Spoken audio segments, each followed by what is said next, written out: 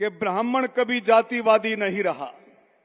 ब्राह्मणों ने हमेशा जोड़ने का काम किया है, हमेशा जोड़ने का। ब्राह्मण अगर जातिवादी होता तो इस देश के कई टुकड़े हो गए होते, अगर ब्राह्मण जातिवादी होता।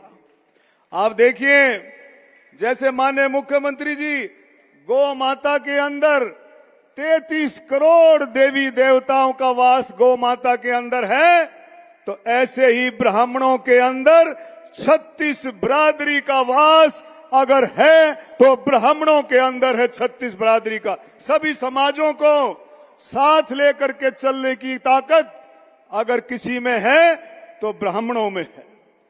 तो मैं आपसे कहूंगा माननीय मुख्यमंत्री जी, छोटा करूंगा क्योंकि आप लोगों को, बहुत सारे साथियों को बोलना है।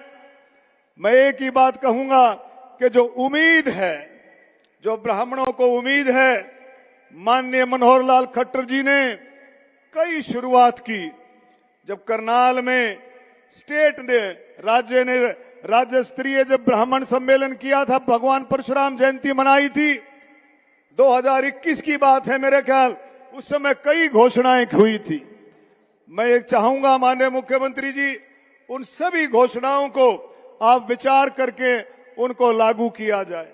एक और माननीय मुख्यमंत्री जी, ये देखो हमारा काम है आपके सामने बात रखने का, आपका काम है उन बातों को मानने का, लेकिन मैं कहूंगा जो इकोनॉमिकल वीकर सेक्शन है, जो इकोनॉमिकल वीकर सेक्शन की ब्राह्मणों की आवाज है, उसको भी आप उठा करके उस काम को भी करने का कोशिश करें, क्योंकि ब्राह्मणों को इस बात का पता है कि आप जिस काम को हाथ में लेते हो उस काम को करके छोड़ते हो। आप वादे के धनी हो, आप वायदों को पूरा करते हो, आप जुबान के धनी हो। आपने चुनाव से पहले कहा था कि नौजवानों को बनते ही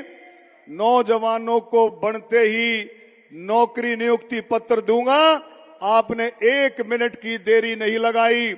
आपका जब मुख्यमंत्री की घोषणा हुई, शपथ से पहले ही आपने जो है उस पर दस्तखत करके ये दिखा दिया कि नायब सैनी जो कहता है वो करता है।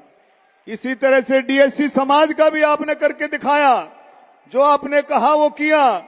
तो मेरी आपसे प्रार्थना है और मुझे पूरी उम्मीद है माननीय मुख्यमंत्री जी, आज हरियाणा के कोने कोने से लोग आए हैं। मैंने पहले भी आपसे बात रखी, मैं आपका धन्यवाद देता हूं माननीय मुख्यमंत्री जी।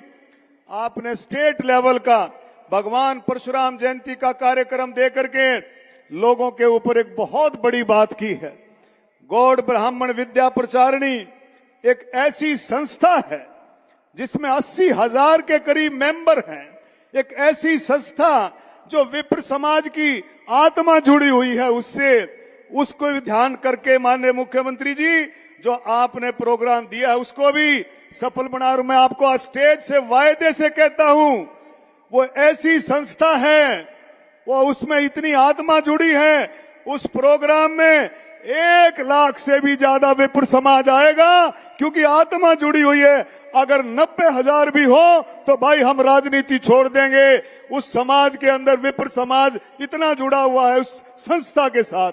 गौड़ ब्राह्मण विद्या प्रचारिणी जो माननीय मनोहर लाल जी ने वो जो जमीन दी, उसके लिए मैं धन्यवाद करता हूं माननीय मनोहर लाल जी का।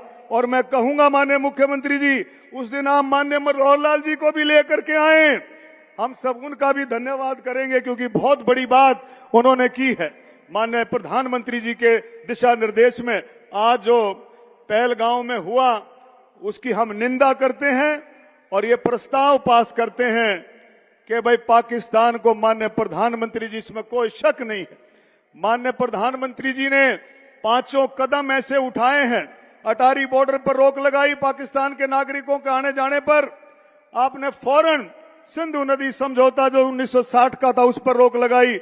बहुत सारे काम आपने ऐसे कर दिए 5, जिसमें रोक लगा करके आपने एक संदेश दे दिया कि देश क्या चाहता है, और देश की 140 करोड़ जो जनता चाहती है वही माननीय प्रधानमंत्री जी चाहते हैं। मैं आप सबका तहे दिल से धन्यवाद करता हूं।